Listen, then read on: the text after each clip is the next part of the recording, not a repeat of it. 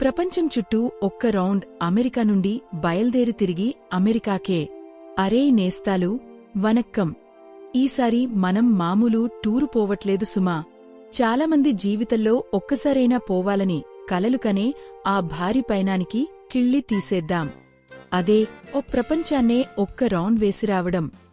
భూమి ఒక పక్క నుండి మరొక పక్కకి, ఉత్తర అర్ధగోళం నుండి దక్షిణ అర్ధగోళానికి, చలికాలం నుండి నేరుగా వేసవికాలానికి, చాలా టైం జోన్లు దాటుకుంటూ, భూమధ్యరేఖను, అంతర్జాతీయ తేదీ రేఖను దాటిపోయే ఒక సూపర్ ట్రిప్. ఈ పయనంలో మనం అమెరికా నుండి బయల్దేరి పసిఫిక్ మహాసముద్రాన్ని దాటి ఫిజీ, న్యూజిలాండ్, ఆస్ట్రేలియాలో సిడ్నీ, సింగపూర్, మన ఇండియా, ఖతార్లో దోహా మీదుగా మళ్లీ అమెరికా చేరుకుంటాం.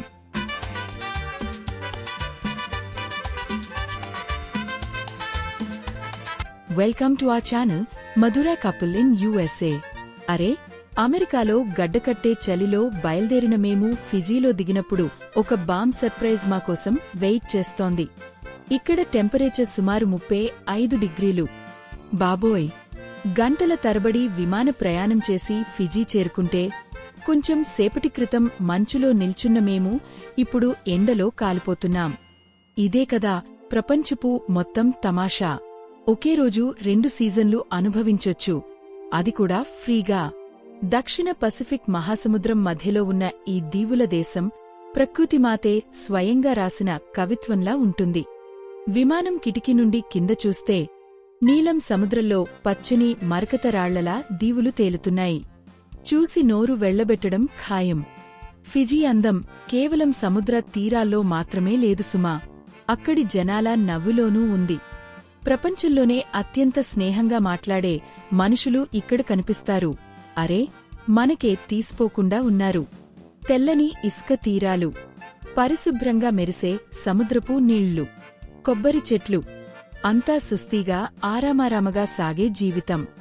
ఇవన్నీ కలిసే ఫిజీని స్వర్గంలా మార్చాయి. ఈ ఫిజీలో భారతీయ వంశస్థులు చాలామంది ఉన్నారు. మొత్తం జనాభాలో దాదాపు 3వ వంతు మంది. 19వ శతాబ్దం చివర్లో, 20వ శతాబ్దం మొదట్లో భారత్ నుండి వెళ్లిన కూలీల సంతానమే ఇప్పుడు ఫిజీలో ముఖ్యమైన సమాజంలో ఒక భాగం. అందుకే ఇక్కడ భారతీయ సంస్కృతి, వంటలు, భాష, మతపరమైన సంప్రదాయాలు అన్నీ బతికి బట్టకట్టి ఉన్నాయి. దానికి సరైన నిదర్శనం నాడీ నగరంలో ఉన్న శ్రీ శివ సుబ్రహ్మణ్య స్వామి కోవెల. పసిఫిక్ ప్రాంతంలోనే అతి పెద్ద హిందూ ఆలయమని చెప్పుకుంటారు. లోపల అడుగుపెట్టగానే అరే, తమిళనాడులో దిగిపోయామా అని అనిపిస్తుంది. వేల కిలోమీటర్లు దూరంలో ఉన్నా మన సంస్కృతి వేర్లు ఎంత లోతుకు పాకాయో అని అర్థమవుతుంది. కొన్ని రోజులు ఇక్కడ గడిపి తర్వాత న్యూజిలాండ్ వైపు కదులుతాం. న్యూజిలాండ్ ప్రకృతి చేసిన అద్భుతం. ఫిజీ నుండి పసిఫిక్ దాటి న్యూజిలాండ్ చేరుకుంటాం.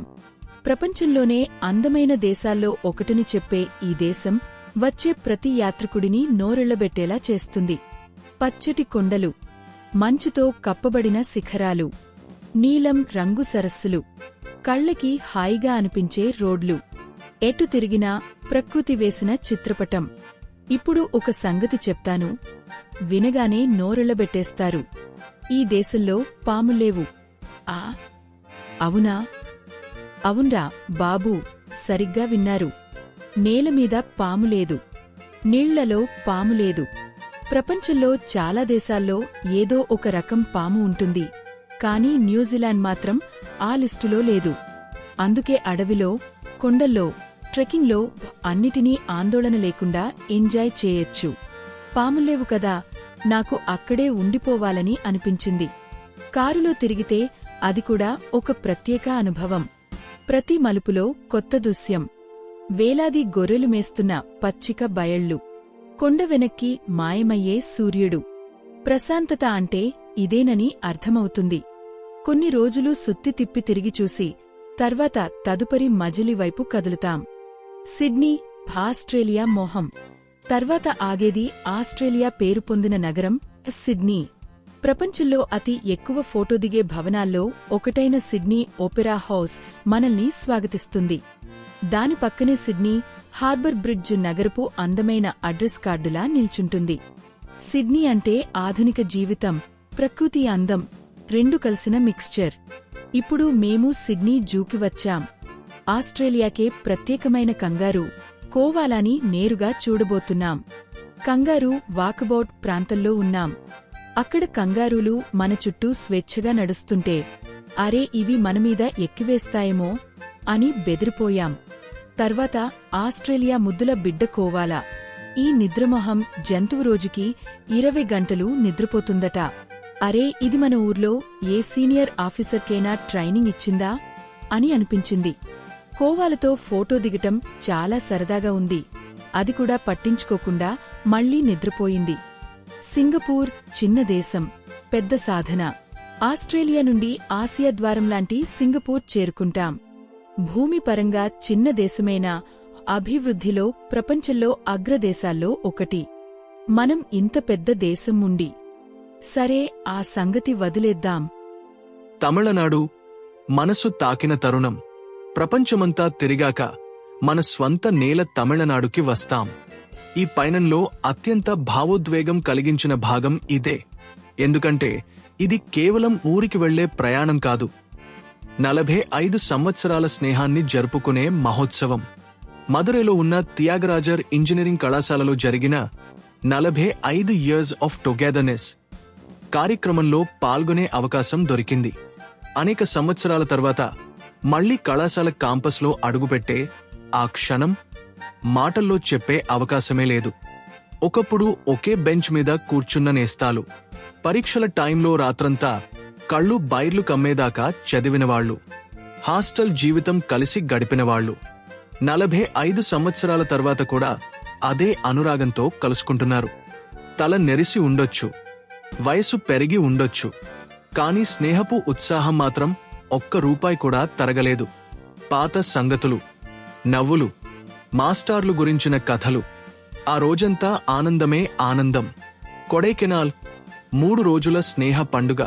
కళాశాల కార్యక్రమం తర్వాత నేస్తాలందరూ కలిసి కొడైకెనాల్కి 3 రోజుల ట్రిప్ వేశాం. చాలా సంవత్సరాల తర్వాత మళ్లీ విద్యార్థి జీవితం తిరిగొచ్చినట్టు అనిపించింది. పొద్దున్నే నడక, సరస్సు ఒడ్డున కబుర్లు, సాయంత్రం టీ, అర్ధరాత్రి దాకా నవ్వులు, పాత జ్ఞాపకాలు మళ్లీ చెప్పుకోవడం. కొడైకెనాల్ చల్లని గాలి, పచ్చని కొండలు, పొగమంచు అన్నీ కలిసి ఈ స్నేహ వేడుకకి అందమైన నేపథ్యమయ్యాయి. కొన్ని యాత్రలు స్థలాలను గుర్తుంచుకుంటాయి, కొన్ని యాత్రలు మనుషులను గుర్తుంచుకుంటాయి. కొడైకెనాల్ 3 రోజులు రెండూ ఇచ్చాయి.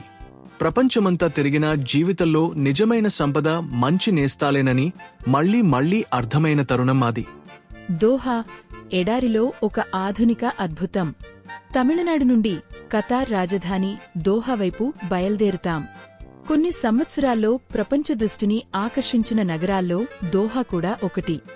ఒక పక్క సాంప్రదాయ అరబ్బు సంస్కృతి, మరోపక్క ఆకాశాన్ని తాకే భవనాలు. ఎడారి మధ్యలో పుట్టిన భవిష్యత్ నగరంలా అనిపిస్తుంది. రాత్రిపూట కార్నిష్ సముద్ర తీరం దగ్గర నిల్చుని నగరపు స్కైలైన్ చూస్తే అబ్బో కళ్ళు అక్కడే ఆగిపోతాయి. ప్రపంచ కప్పు తర్వాత ఈ నగరం ఇంకా ఎక్కువ ప్రసిద్ధి పొందింది. మళ్లీ అమెరికా వైపు.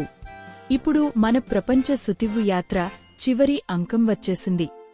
దోహా నుండి మళ్లీ అమెరికా వైపు సుదీర్ఘ విమాన ప్రయాణం. విమానం కిటికీ నుండి మేఘాలు చూస్తూ గడచిన కొన్ని వారాల జ్ఞాపకాలు మనసులో పరుగెత్తుతున్నాయి. ఫిజీ ప్రశాంతమైన తీరాలు, న్యూజిలాండ్ పచ్చని నేల, సిడ్నీ ఫేమస్ హార్బర్, సింగపూర్ ఆధునిక నగరం, ఇండియా ప్రేమ ఆప్యాయత, దోహా అద్భుత భవనాలు. ప్రతిచోటూ ఒక కొత్త అనుభవం ఇచ్చింది. యాత్ర నేర్పిన పాఠాలు. ప్రపంచమంతా యాత్ర చేయడమంటే కేవలం చోట్లు చూడడం మాత్రమే కాదు, మనుషులను అర్థం చేసుకోవడం, రకరకాల సంస్కృతులను గౌరవించడం నేర్చుకోవడం, ప్రకృతి మహత్తును గుర్తించడం, మన జీవితాన్ని వేరే కోణంలో చూసుకోవడం. ఇవన్నీ నేర్పిస్తుంది యాత్ర. మనం ఎంత దూరం వెళ్లినా ప్రపంచమంతటా మనుషులు వెతుకుతున్నది ఆనందం, ప్రేమ, కుటుంబం, నిమ్మళం మాత్రమేనని అర్థమవుతుంది. నేస్తాలు.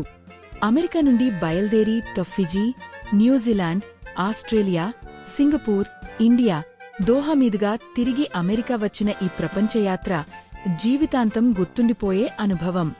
ప్రతి దేశమూ ఒక కొత్త కథ చెప్పింది. ప్రతి నగరమూ ఒక కొత్త జ్ఞాపకం ఇచ్చింది.